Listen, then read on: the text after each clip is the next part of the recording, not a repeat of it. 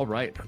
So Brianna, you and I were connecting and texting back and forth, emailing, and really excited about the conversation because I had asked you what your philosophy was on setting goals for the new year, because we're looking at the new year, and you started to respond. I said, no, let's have this conversation live, because I'm always curious to see what people's goals are like. If anybody listened to the podcast Ted McElroy and I did a couple of weeks ago on goals, I laid out all my failures for 2023, and I don't want to have that happen again. I think I've got a good strategy, but I'm always ears for things people have done and systems people have implemented to be successful. So I'm excited to hear yours. Yeah, and I'm excited to kind of get your thoughts too, and how we can really look back at 2023, reflect, because this is always like a new time to do it. Yeah. But I think if we do it earlier than December and heading into January, obviously it's always a good reset with the calendar year. So we all get into that. But really how you stay motivated for the rest of 2023 and then into 2024. So happy to be here. Nice. So what you're saying is your philosophy is not January 1st when you're in the post-bubbly haze, waking up going, shoot, I need to find my sticky notes and write down some goals and maybe build that vision poster for the next year. That's not the time to do it. No, that's like my vision board's like right over there. Ooh. You see it? I do. And all the color coordinated sticky notes. I am not showing you the rest of my office and all the stuff I've got, because you will put me to shame now. No, my office, there's like one part too, I think too. Just visualization is a huge piece of this that we don't give advantage to. And so we'll get into it a little bit later, but just some books that I found really, really valuable that have changed my game and Awesome. how I'm leading too. Yeah, let's talk about it. But before we do that, real quick, I'm sure everybody listening knows who you are and the impact you've had on the industry, which is really cool. But for those who don't, 30-second, hey, I'm Brianna. Quick intro. Yeah, I'm Brianna Rhue. I practice in South Florida. So I just actually purchased my partner out. It was a 7-year buy-in, buy-out. So July 2023. That was one of my cool moments. Yeah. And then co-founder of Dr. Contact Lens, where really building a national brand really fast on honestly no budget has been interesting, kind of stepping out of the exam chair and still in it because I know how hard it is. I think we get into this success theater mentality a lot through LinkedIn and Facebook and all the speakers out there that it's easy to forget just how hard it is to run a practice. So I still am in that, and really has become our incubator for Dr. Contact Lens, and then enjoy myopia management, scleral lenses. And I'm also a wife and a mother of 2.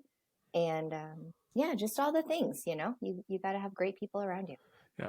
I'm glad you brought up that success theater. I've never heard that term. I love it. But I right. We curate just such an interesting persona that we put out into the world that I think most of the time doesn't show the full picture. It's real life, but doesn't show the full picture.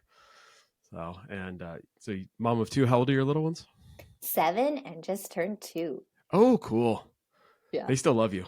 They do. Yeah. They do. I'm soaking it up. Like definitely. I've got teenagers and I ruin their life on a daily basis, but they tell me that. So I told my wife, I said, as long as they're telling us that they don't like us right now, that means they love us. It's when they stop talking completely that I get worried. It all comes back. Yeah. So, well, it's fun. My oldest is 20 and he's actually making me a grandpa in March. So I'm really excited to now have this crazy kid that was a teenager, be an adult and be professional. And it's super cool to interact with him at that level and just see his growth and start learning things from him. And I'm really excited to be a grandpa, though I need to come up with a different name. Too young to be called grandpa. Yeah, exactly. Age is just a number. It is. Awesome.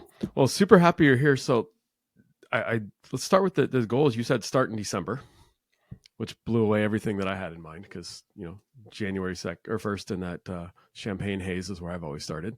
So how do you start now for next year? I do So I think a big thing that we underutilize a lot, and I learned this through building a tech company, is really a whiteboard. So in my office, I have a whiteboard, and I'm able to kind of draw out what we're working on, what's in progress, because I think that you can, I can't remember who said it, but it's like just saying, the Huffington Post lady, Ariana Huffington, she was like, we all put all these things on our to-do list. And if you just give credit that you're never going to get to it, taking it off of your to-do list is so empowering, right? And so I think that I've heard this too, where we go from human beings to human doings, and that's not really effective. Yeah. And we have to get back to where you want to live and what kind of life you want to live and what kind of patients you want to attract in your practice and who you want to have around you as a team. So I think really being value-based, I just had an employee walk out on us yesterday, right? Like, it's messy. I get it, and when you look back and reflect on it, is she wasn't fulfilling our values, and we probably hired the wrong person, right? And so that it's hard on the team when you do that. So again, the success leader, like, we're all living it, the messiness of all of this. And so I think when you put too much on your team or too many goals up front, you got to space them out. So like for January, January quarter 1, right? We're looking at how are we going to implement a dry eye plan, right? We've been talking about it for a year, but now we're going to make some purchases and actually do that. We've got the myopia, platform down and all of that running. The scleral lenses are all running. And then Q2, really that medical versus vision plan benefit scenario that we all struggle with. Q3, we're working on a remodel, right? So Q3 is when that's going to happen. And then Q4 is some other little things like launching the website and making sure all of that's good. So like really our year is kind of already planned, but also the book, The Gap and the Gain. In building a tech company, it was interesting. I am working with a new marketing team, and he said, hey, Brianna, put together a list of like all your publications, all the podcasts you've been on, like big level stuff that's happened the last 2 years. And I sat there for 2 hours and I just Googled myself. Right? I was like, what articles have I written? Where have I spoken? And really just looking at it doesn't feel like you've really done anything at the end of the day. Sometimes you have those days. Oh yeah. You're like, what did I do today? Like, I feel like I got nothing accomplished. But if you sit there and you give yourself credit for little wins, that all adds up effectively to something really big. And that's, again, looking back at Dr. Contact Lens, how we've methodically added this integration and this integration and this integration. It doesn't happen overnight, but that's what you see online. Yeah. I love how you spelled out your year, because I don't have that. I've got, hey, this year we're going to look at doing, certain things. But when you've said, hey, this quarter I focus on this quarter I focus on that, and third quarter I heard you say working on your website, that's got to be so freeing to not have that monkey on your back for the first 6 months of the year. And when you look at it and say, hey, the website's not what I want it to be, totally cool, because I'm going to get to it in third quarter. So I don't even need to worry about it right now. Yeah. Oh, I love that. I'm stealing that. Yeah.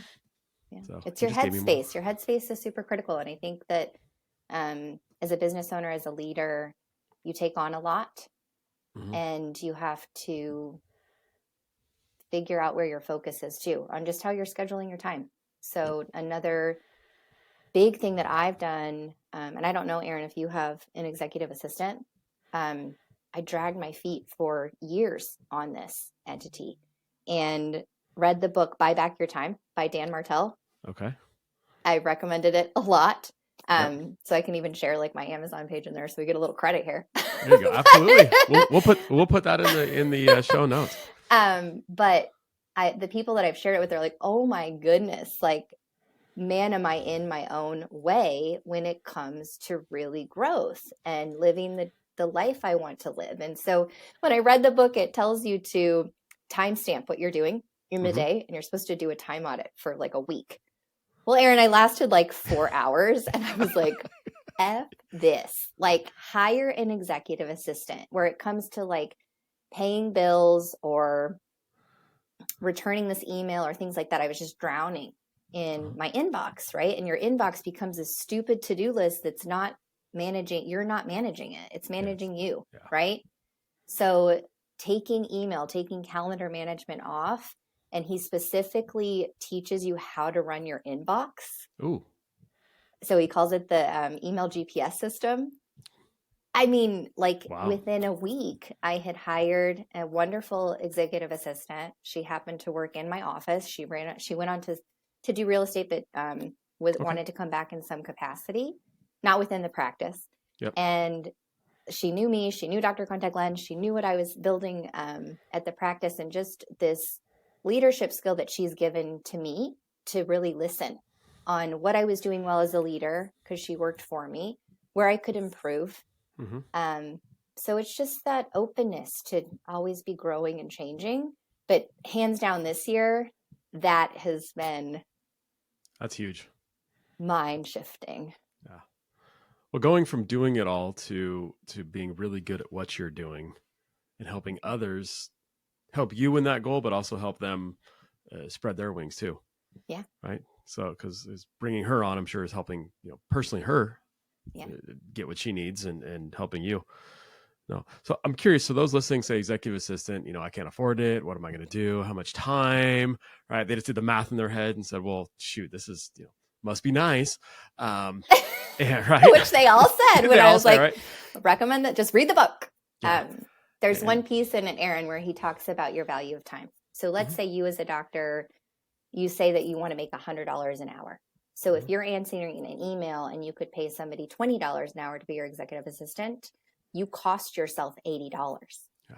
You cannot afford not to have an executive assistant. And I think that also comes back on how I look at cost versus investments, tweaking the words, where it's like, what is this costing you? That's like a lean back, like shrinking word. And when you say investment, that's a growth mindset, expansion, abundance place to come from. I like that. So does that, I'm sensing that fits into one of your personal values, right? Investing in yourself and your time and your family. Mm-hmm. Yeah. Very cool. Personal freedom is one of my core values. Personal freedom. And not just to sit on the beach and drink with sip something with a little umbrella in the drink, although I'm sure that's fun. That's part of it. Freedom to do what you want to do, freedom to enjoy life, right? Yeah. And not apologize for it. Oh, very cool. So I like that. So you break it down and you've got all this written on your whiteboard. So I'm just picturing your office with your gorgeous color coded sticky notes there. And most people listen to this, but it'll be up on YouTube. So if you want to see an office to be jealous of, jump on and watch the first few minutes. But so you've got your whiteboard, and it's clearly written up there, what your goals are, what you're doing each quarter. So put it up, takes it out of your brain. Yeah. And you don't have to hold on to it. Yeah. I like it. So when you take something off your list, because I like what you said there too, is getting things off your to-do list. Do you erase them or do you cross them out? I do like a little check mark, because then you can do an audit of all the little wins that you've had. So when you're looking back, kind of what you said in the beginning is like 2023 was like, ugh, what did I do? Right. Yeah. But if you can sit there and give yourself like an hour or two to really reflect on it, just as like a gratitude loop, then you really are accelerating yourself and not living in what didn't happen. Right. Living in what did. Ooh, that's a good one. That should be a shirt or a bumper sticker, right? Don't live in what didn't happen. Live in what did. There you go. I think we're writing a book over here, Aaron. We are. Together. So, yeah. Although my English teacher in college promised to pass me if I didn't take any more English classes. So you'll have to do the writing. Yeah, I never thought I was going to be a writer. English was like my other thing too. Like I had to take like another writing course, and my mom started every single college paper that I had. I had like writer's block, and I was like, Mom, I need a paper that does like. Wish ChatGPT existed. So your mom was the original ChatGPT. She was the. Yeah. She is the OG ChatGPT. Oh, that's fun. Cool. So we've got the goals, the check marks, and I do like that. There's been a couple books that have made me think of it. The one most recently was All It Takes Is a Goal, John Acuff's, where he talks about easy goals and little wins. Just take that big audacious goal, what you want to do, and break it down into little pieces, and that way you can win those. And if you don't hit that little goal, that's fine, because you still have a bunch more wins playing in there.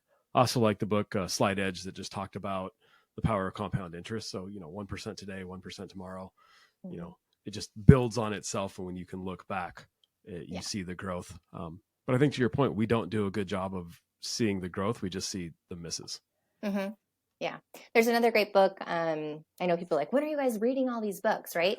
So there's a hack on YouTube where you can just type in the book, and it's called, I'm going to blank on it, but the guy visualizes the whole book in like under 10 minutes. Okay. And he does a lot of these business books. So he will, you can break it down and then go back in. Obviously, reading the book, you get more things from listening it. Like I listen to it because I have a 20-minute drive in the morning. So even 5-10 minutes, like, I got to get myself pumped up sometimes for like music and things. So it's not always business on that drive, but 10-15 minutes a day really does add up to substantial listening and learning and reading.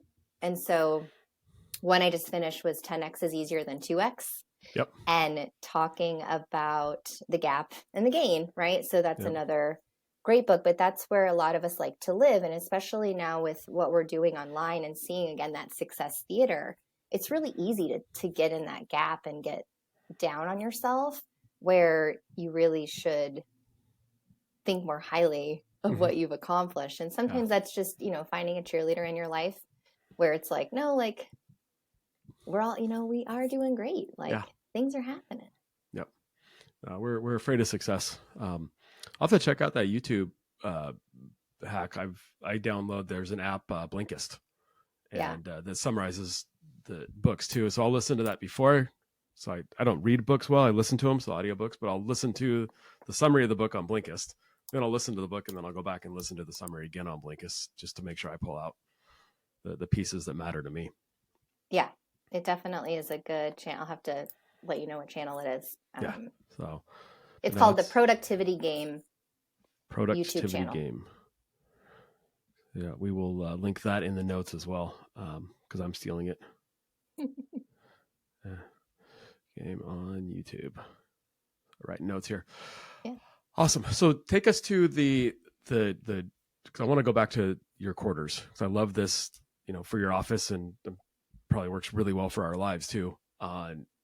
This quarter, I'm going to focus on this goal. So you said quarter one, dry eye. Mm-hmm. Do you break that then into smaller goals or smaller step pieces? How does that look?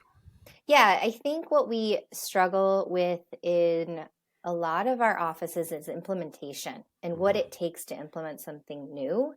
So there are processes to implementation. And when you look at your team, if you just say like, this is what we're doing, go, that's where a lot of failures come from.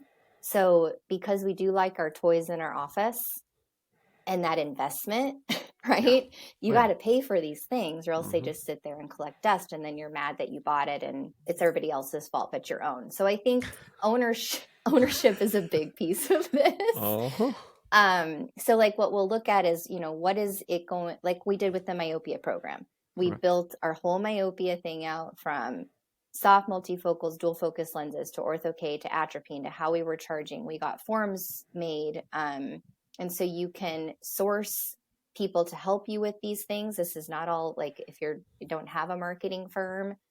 There's even like Caitlin is an OD that will help you create forms, and you can help her, build out her process. So I think we're kind of timid to enlist other resources within our own practices, because we may not be great at design and we want all these pretty things. So you got to find somebody to help you do it. So figuring out where you can source different things. So then the dry eye thing, what equipment are we going to need? I need to redo one of the rooms to make it more spa-like and inviting, right? But it's also, are we going to buy a new chair, right? Like, what do we want that to be? So that's what we're going to kind of come up with in January. February is when most of the equipment will be delivered, and we'll have a day where we're inviting patients. And then we'll go back into March and just keep expanding on what's going well, what's not. And then that's how we'll set up the success there. So just how we've done it for myopia, how we did it for scleral lenses, is what we're going to do for this. Cool. So I like that. And then, you also mentioned, and I think it's important to note that you've been talking about doing this for a year. So the idea is not, hey, we want to do dry eye. We're going to just talk about it in Q1. You've been wanting to do it. It's been in the plan. I'm sure everybody's thinking about kind of how it's going to get set up, what we need, but then the hyper focus is in the implementation of doing is going to be Q1. Exactly. Right. So nice. So you mentioned Caitlin that helps with design. Who's that? Have to find Caitlin Rigotti, Reghetti. She's an OD. She also is like really good at designing Nice. like new pamphlets and all these things. Cool. So she's super fun to work with, super easy to work with. And again, all this comes with an investment. So I think as ODs, we're really scared to pay other people money. And I think it comes down to how we value ourselves sometimes on what we're investing. Because I think we've just been beaten down with free for a really long time. And we expect everybody else to be free, and it's not. Nope. And it's not. And money's emotional, especially when it comes to our baby, that we put this in. And it's interesting. I get a lot of fourth year students that come through the practice, and they always want to know how we're paid. Which I'm happy to discuss with them. Quite a few of them just say, "Oh, you just get a check from the government every month, right?" And I laugh and say, "Absolutely not. Like, it doesn't work that way." And we walk through, or somebody has told them the optometric net, and 30 cents on the dollar is your take home. And I said, well, 30 cents on the dollar then goes to pay the bills, right? The loans I take out, the equipment I buy, buying the practice, everything, and whatever's left after that, I get. And so that could be a lot or could be not if I didn't manage things properly. But helping them just see the path and where it goes and why the investment's important, because everybody's more than willing to give me $1 for a winning lottery ticket. I'll play that game all day long. They just don't, I think, see that when it comes to, why do I as the owner have to pay for that equipment? The business should. Not realizing that, right? That you're the business. Yeah, it all works together. Yeah. So that was one thing like we did for our Q4, like in purchasing the business, right? As a partner, I hired like an actual bookkeeper, and we went through line item by line item, right? That takes a lot of energy and a lot of focus. And so that's really what I spent Q4 on, was working closely with my accountant, making sure everything was buttoned up, getting rid of some old habits that I was kind of grandfathered in to. So that's what Q4 looked like, right? Yeah, exactly. Well, what you're saying is a very important point, and a funny one with independent ODs that I've worked with is we want people to come to us as professionals. We want them to respect us as professionals. We want patients not to self-diagnose and self-treat at home. Come to us every year so I can take care of you and make sure things are good. I think we owe ourselves to be able to do that with others. I don't know the first thing about QuickBooks, right? I've learned a lot, but I still have a bookkeeper that I talk with on a monthly basis because they do the job better than I did. And when I bought out my parents, they did the books, and I learned a lot when we started working with a bookkeeper. Hiring professionals to help you on the design, on the pamphlets, just remodeling your office design, just investing in the right people that know how to do the work, so that we can focus on what we do well and they can focus on what they do well, and ultimately the outcome gets us to where we want quicker. Yeah. And it was interesting. I was on one of the Facebook groups, and it was saying how they felt like the product a lot of the time as an OD. I think it's a mentality that we get into because we have to realize we are at the center of a lot of this. We do need to make decisions faster.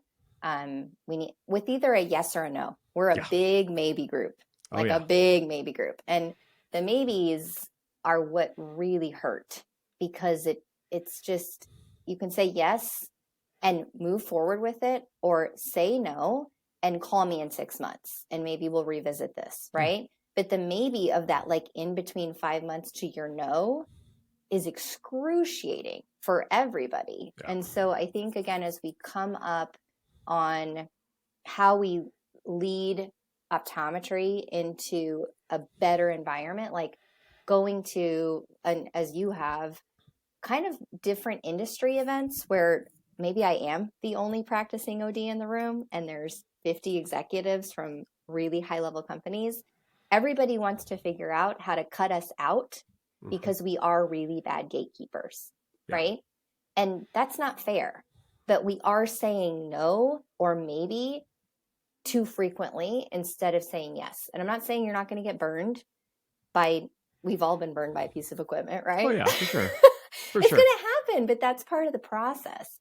But looking at, again, I think if you look back at your successes you've had way more successes in your life than you have had failures, or you wouldn't be in this position. Yeah. And that's, I think, where if we look back at even the last 10 years, right? That's when we went to EMR, was in 2012. So it's only been 10 years where we were all on paper charts. Then you had to have an EMR.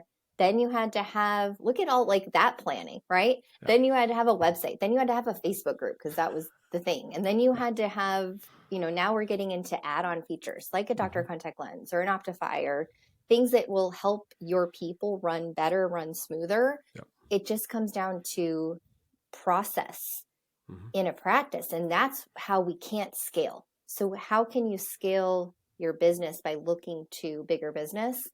And I also hate the word small business. It's just so limiting. Yeah. Like a business is a business. Yeah. Right? Yep. And you get to play in that field. So play in it. Yeah. Oh, I love that. And we all love playing. You are so right. I've never heard it put this way or thought this way, but maybe kills us. And next to maybe is also, let me think about it. Right. God, I hate hearing me. Let me think about it. Right. Let's find time. If you don't have time now to talk about it, totally cool. But let's find time to talk about it. And I teach my team, one of my philosophies is I want my people to all be leaders. I want my people to be able someday to go run a practice on their own. How many do that? I don't know. But my job is to make them better, which isn't always easy because growth is tough and growth is hard. I tell them there's really no bad decisions. You could have made a better decision in the past, but the worst decision is one that doesn't get made. Right. And if you say no, but the answer should have been yes, it's a quick phone call to say, never mind, the answer is yes. And if you said yes and the answer is no, it's pretty easy to just change that as well. Yeah. So the only way the easiest way to fix a bad decision is just make another decision. Yeah. But at least you've made a decision. And we have built our practice. I always knew that reps in the community were my biggest advocate, right? That's who brings you growth. That's where they bring you lunch to do trainings. That's where you get your staff in some camaraderie.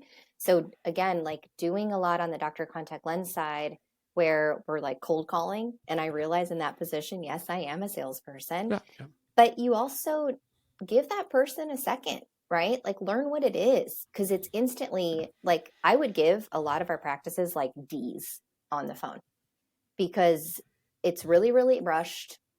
That even could be your Q1 goal is like, let's look at phone calls, guys. Like, are we nice? Are we inviting? Are we answering the phone effectively?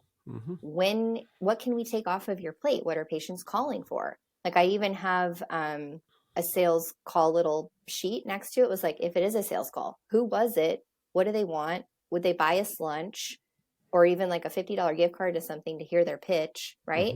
And you instantly was like, no, I'm busy. How are you going to expand anything that way? So I think that is how you can get your team involved moving into the new year too, is what do we want to bring in? What processes are broken? What methodology can we improve on? And start there. Like that goes a long way and your team will feel part of something versus instantly having 7 gatekeepers. Yeah. That's not effective anymore. No. No, it's not. And two thoughts came to mind. One, I don't know if you know Spencer Jones. He's had a long career with Essilor, still with Essilor. It became a good friend of mine, and I had a conversation with him probably a year ago now. But I said, hey, as a non-industry person or non-doctor working in the industry, as a rep, like what are you not getting from us? Like, help me. Tell me what you're afraid to tell me when you walk in the office. And he said, the hardest thing is most of you won't tell me what you need, because I've seen it all. I've heard it all. And if I don't have the answers, I know how to get it. But when you say everything's going great, or like you're not sure what direction you are, I can't help you. Like I have to have a generic conversation back with you. But if you're clear on this is who I want to be, this is my goals, this is what I'm struggling with, I can now fine tune and hyper focus on that for you. Because if I have it, great. If I don't, I know who does. And it's a small industry. We all know each other. So just, oh boy, is it small. Yeah. Yeah. So the better you know yourself and what you're trying to do, the better I can help you. And then this interaction doesn't feel awkward and forced. Yeah. Like I look forward to it as a rep. You look forward to it. I enjoy helping people just like you enjoy helping patients. So I'm going to invest more into you when I get to do what I want to do. Yeah. Which I thought was incredibly enlightening. And that's a vulnerability piece, right? Like we use that word being vulnerable a little bit too much now, but that's exactly what that is, right? Is just being true to yourself, being honest, and you don't have to have all the answers. Nobody said that you did. Another great book comes to mind, which is Bart Foster's Business Outside book, where he talks about the bell curve on where most of our conversations are like, hi, Aaron, how are you? How are the kids? Right? Yeah. Just super basic. No one's getting anything out of that conversation, and how you get into like the outskirts of the bell curve. And you can do that with your reps, right? Because they know who's doing great. They know who's doing bad. Like they do genuinely have a lot of solutions. Yeah. And if you can lead with, we're really bad now at taking advice. And so another thing that Bart helps you do is like a shared experience. So in this thing, like if you're having an issue with one of your teenagers, right? Call one of your friends and, hey, do you have a shared experience where you had this, where it's not just like, hey, do this, do this, do this, do this? Because we do that a lot in our industry is like, well, why aren't you doing this? Or why aren't you doing that? And so I think coming from those shared experiences of is more compassionate and more honest. Yep. In the past, our focus revolved around prescribing MacuHealth or MacuHealth Plus to patients at risk of macular degeneration, while also recommending it to collegiate and professional athletes for enhanced contrast sensitivity in sports performance. However, this year's introduction of the Life Meter has been a game changer. The Life Meter revealed a concerning truth. Many of my patients have alarmingly low skin carotenoid levels, indicating potential deficiencies in essential body tissues like the retina and brain. Supported by over 30 peer-reviewed publications, Life Meter's accuracy, consistency, and effectiveness has been demonstrated across 2,000 subjects with diverse backgrounds. With this newfound insight, I can now have meaningful conversations about carotenoid levels with all of my patients, even those who may seem outwardly healthy. To learn more about this empowering technology, feel free to contact your MacuHealth representative or click on the link in the show notes. Together, let's optimize patient care and elevate their well-being. No, I couldn't agree more, which is why I'm a huge advocate of community, but in-person, real, face-to-face community, and which is why we've been part of Vision Source and continue to be. And I think it's great, but I think there's lots of communities people can engage in, but being able to say, hey, I need help, and knowing that you're not going to be negatively judged. Quite frankly, the first person in the room that says it, everybody else in the room, breathes a sigh of relief and says, yep, me too. And, and the answer is usually within that group, because shared experiences, here's what I had. And sometimes it's, I just need to vent. Sometimes we need somebody looking at it from a different angle going, hey, you keep running into the, you're trying to pull the door open when you just got to push it, right? It's something real simple as that. But I think community is important. And I found, I'm curious for you, that we saw a lot of success when we started that with our own team as well. Mm-hmm. So it used to be that I went out, my business partner, Brittany McMurrin, we'd go out, we'd evaluate equipment, we'd come back and we'd have to sell it to the team. Hey, we're going to bring this in, like we sell it. And last year at our annual planning meeting, we closed for a whole day twice a year, once in January, once in the summer, and go offsite. And we had MacuHealth come in and they brought in their life meter. And I was just really curious to see what the pushback was going to be. I expected the team to say, no, we don't need anything else. This is crazy. Right? They had them read it. My team looked at me and said, when are we getting it? I said, I'm sorry, what? We're about ready to do a remodel. And they said, no, we need this. I said, okay, well, we're done with the remodel. We'll look. And they go, well, how about right now? And because they wanted it, they love it. They run it. They do it on everybody. Our financially, our MacuHealth sales have doubled overnight and have continued to grow from there. But it's because they bought in. I had to sell nothing, which was a lot easier, and being vulnerable to them, saying, "Hey, we're thinking about it. Not quite sure. I want your feedback," which got us honest feedback and made it a lot more successful than other products that I brought in that had a lot of value, but still feel like I'm selling on a monthly basis to get them to engage. Yeah.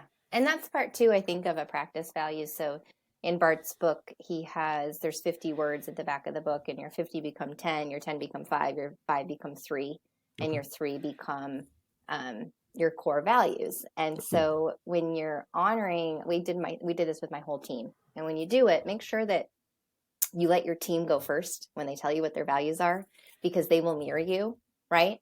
Yeah. And so it's always important where they talk more than you, I think, in meetings. And the values thing, really, we put it back on we have another whiteboard in our kitchen. And so we put everybody's value statements above the whiteboard. And so when you see these little kind of petty fights happen in an office, which are, we're there more with our than we are with our family. Like, it's going to happen. Absolutely. And so when you're hiring to those values to the team, and then you can come up with your office values, it's really powerful what you can accomplish, because you're not out on this island. No. And I like that it starts 50 and works your way down, because I've seen lots of activities and say, hey, what are your values? And everybody looks at each other. Like, right. And people start stealing stuff from Disney, or, and you're like, that's not you, right? Exactly. You are the least magical person I've ever met. Like, there is no pixie dust in your life. What are you coming up with? It's a good marriage thing to do too, Aaron. I did it with my husband, because we were like, we're in that messy middle where like our careers are both flourishing. We got 2 young kids. We're just both exhausted. It's like, ugh. And so just realizing that entrepreneur, extrovert, introvert, like what he values, like it actually was really beneficial too in a lot of relationships. Oh, nice. That's super cool.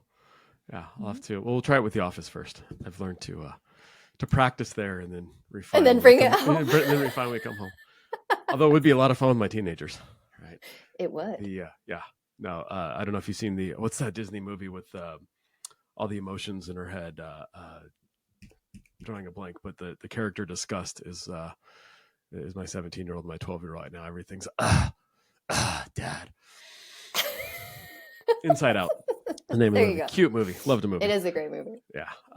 So cool. And what book was that had that activity? It's called Business Outside. Business Outside. Okay. I think refining who you are, and it's just so helpful when you know the rules of the game. Playing soccer, you can think it's silly that you can't use your hands, but if you know you can't use your hands, you just can't use your hands, right? It's knowing the rules of the game, and knowing the rules of communication with your teammates and your coworkers. That's a game too, just in a positive way. Understanding how to communicate and how to get what you need and help them get what they need. Yeah. It's interesting too. Like when they go around, you're like, all right, I saw that one, but I didn't see that one. Right. Yeah. And so it's some self-reflection too on, I see now why I can't get anywhere with that. Let me try a different approach. And I think I've talked about this in previous episodes when I've just, reminisced on my own. But 2 things have shared a light. One, the more I got to work and do things with Vision Source, the less I was seeing patients in practice, and I'm in a day a week or so in clinic care. But the less I was in the office, the faster we grew. Yep.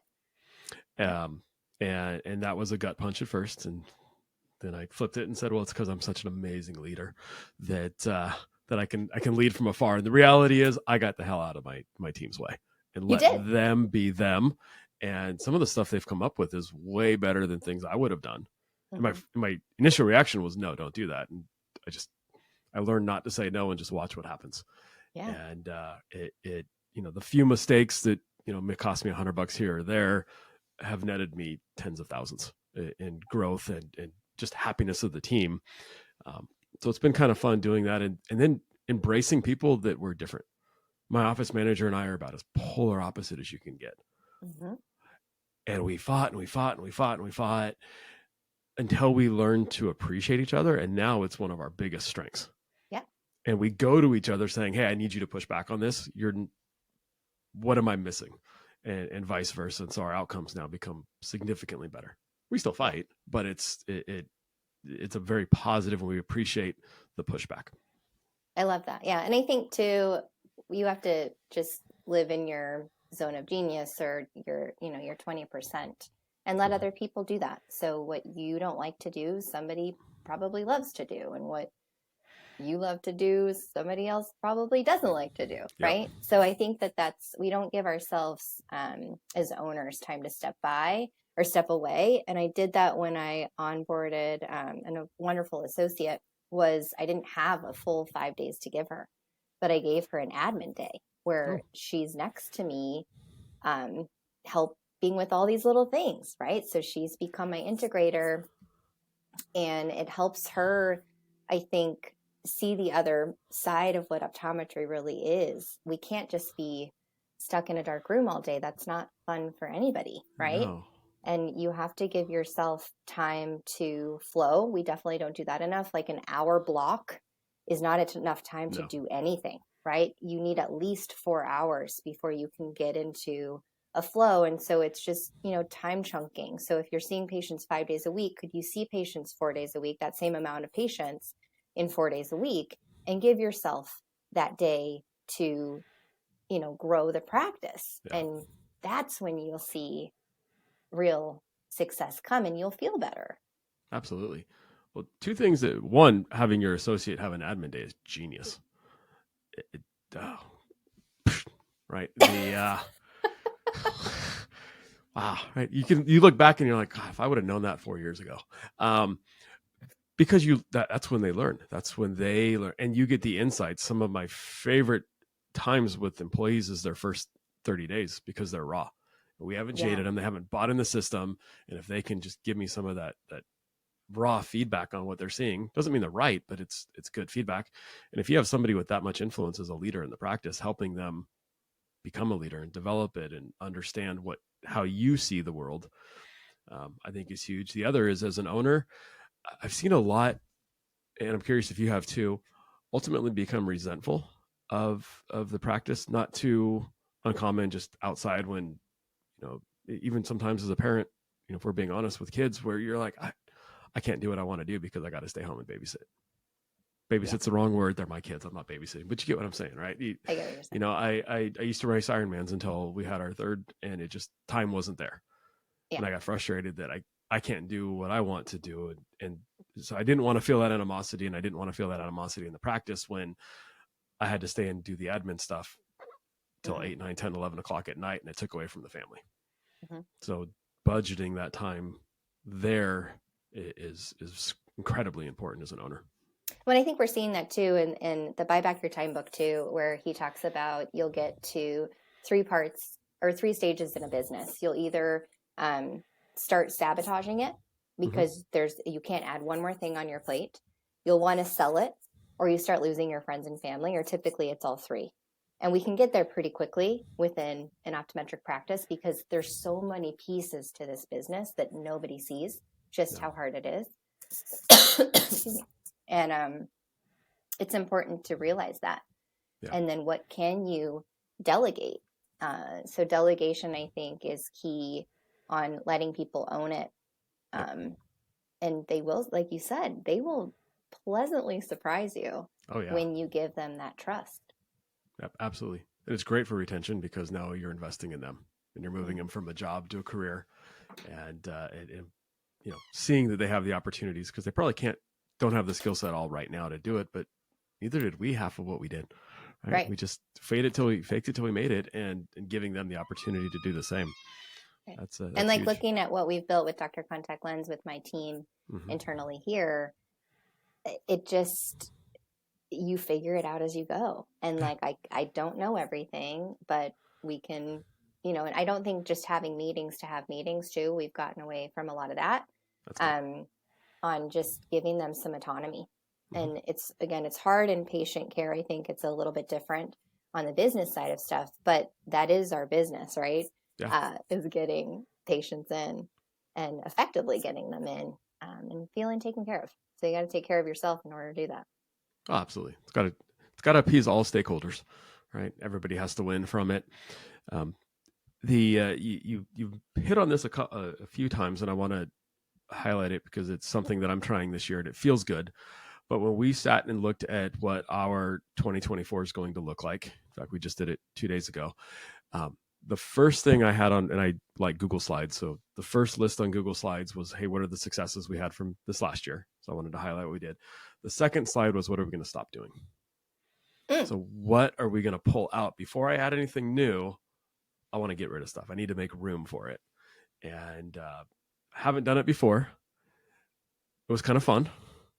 It was a little scary because part of that was saying something we tried just wasn't working, and you can call it a failure. You can say, hey, that was just something that just wasn't quite working. It's not, the outcome wasn't what we wanted.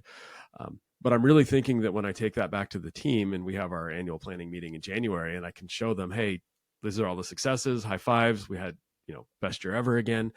And then going forward, here's what I'm taking off of your plates. We're not going to do this anymore. Yeah.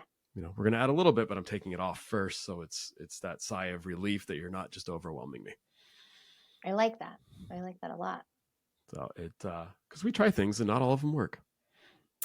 Boy, is that true. But you gotta keep growing and getting out there and expanding it. And I think too, where I'm seeing, like, obviously we know what kind of happened. There was something big in 2020, right? A little bit. And we've gotten, I think now we got rid of dreaming a little bit during that 3-year time span. Now that we know that everything is, we always came out better and more successful and things like that, that we can get back to dreaming. And I'm seeing a lot of us make these critical mistakes where it's like, this is just good for now or good enough for right now without looking 3, 5, 10 years. We haven't done that in a long time, is getting back to a longer vision as we're talking about goals.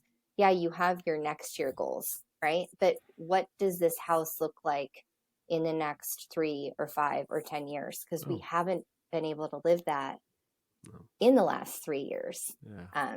We've been too safe, is what you're saying. Yeah, I was talking to my dad. We're in a furniture business. And I was like, oh, the economy and all this stuff. And he's like, Brianna, I ran my business for 35 years like that. And he goes, look, it always will work out. And you can either stay in that and just like keep saying what if, or just don't like put your blinders on sometimes and just go. And that's when I was the most successful, was when I just believed in myself and did it. So I think there was something to take away from that too. Because we'll spend some money or make it a big investment and you kind of hold back and like don't go all in, and that's not good either. No, that's not. That's interesting.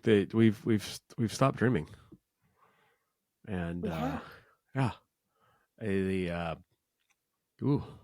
might be the theme to my annual planning this year. Getting back to dreaming. God. Yeah. I'm on like my 5th page of notes, by the way, and I can't wait I keep looking down. I don't know. It's because I'm just jotting down. They're just all my notes, and these conversations are so fun. I think selfishly, I get more out of them than anybody else, and I love learning, and I love Tom Mai, good friend of mine, and he said something to me once. He's like, Aaron, we don't steal enough. We need to start stealing more from other people, their ideas and what they're doing, and giving them credit, but just stop trying to reinvent the wheel. Just the ideas are out there. Just steal them. That's what we kind of did on this call with all the books that I've mentioned, right? A lot of this, you get the idea, you can tweak it, you can make it your own, but you do have to give credit to it a lot, because I think that's also what we're doing in this environment is not giving enough credit for the people around us. And that's, you got to give the warm and fuzzies. That's what we're all part of. Like you said in the beginning, it's just a community. Yeah. This is a really small community. We got to take care of one another and big time build each other up. Absolutely. And by the way, one of my goals this year is a book a month.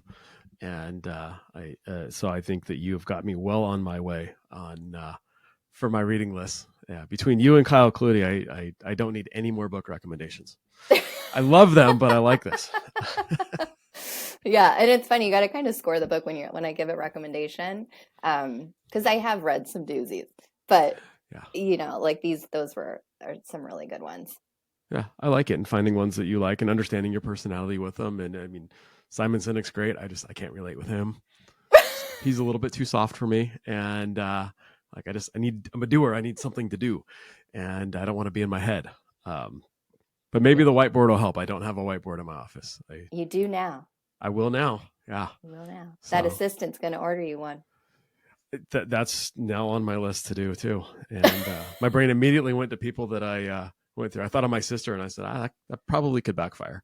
But you just honestly, I wrote it down. It was funny. Jen and I, through Dr. Contact Lens, it's just a lot of visualization. Mm-hmm. So what you can see in your brain, you can make outside in the universe, and we don't realize that enough. And so on that, when I was looking for an executive assistant, when I got that in my head, I did that little exercise and I wrote it down. I was like, hire an executive assistant. And it happened to be that day that Sade called me looking for a job. And I was like, well, the universe worked really fast in that case.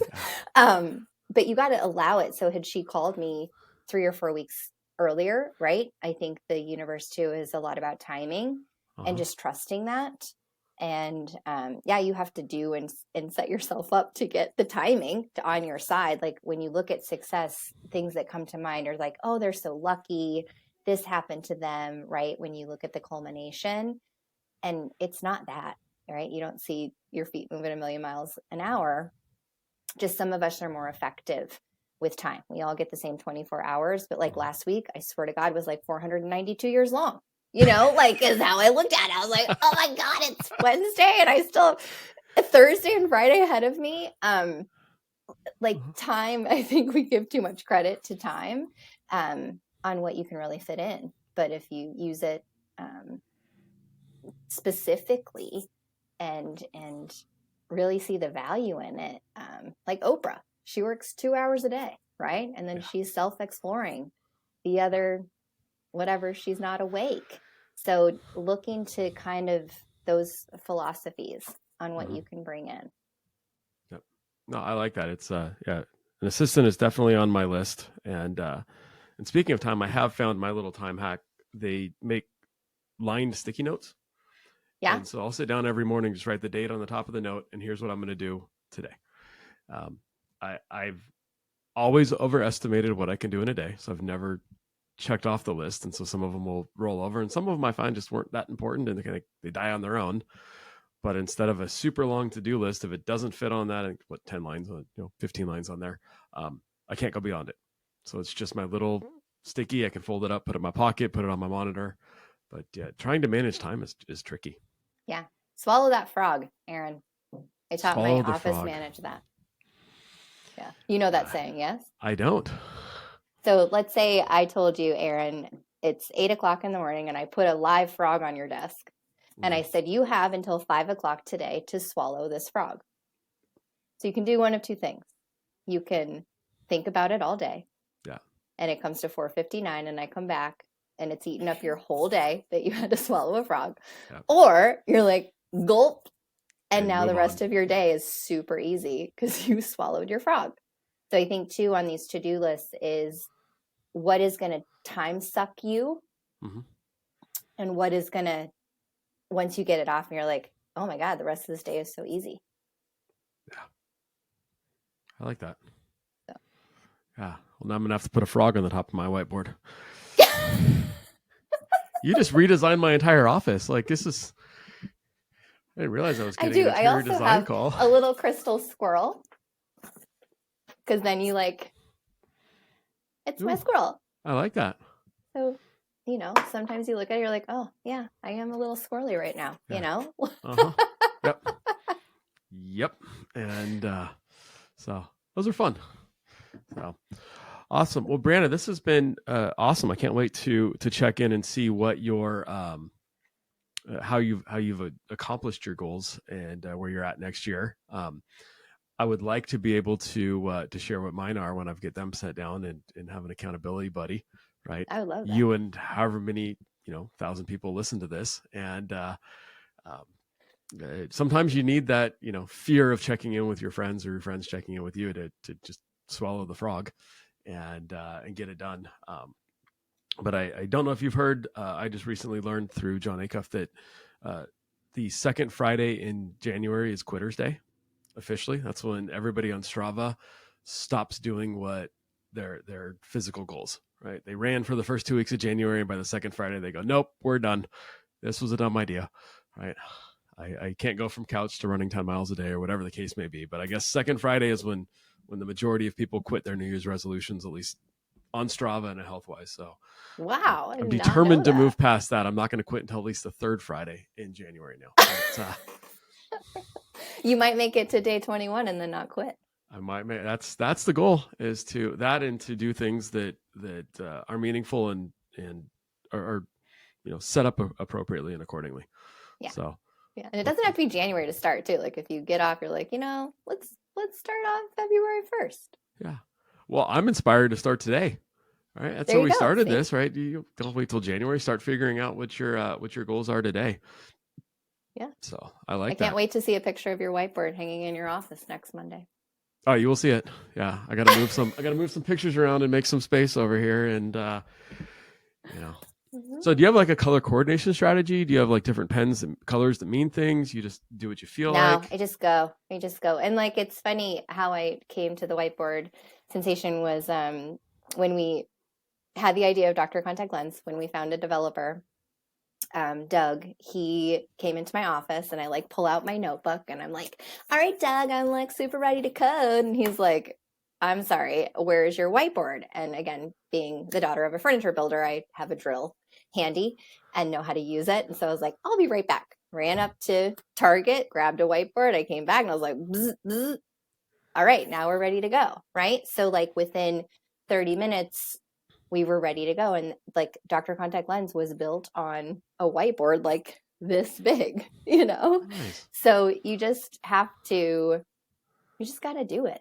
And you'll see the ideas start to flow when you do it. But you got to give yourself time to do it as well. Yep.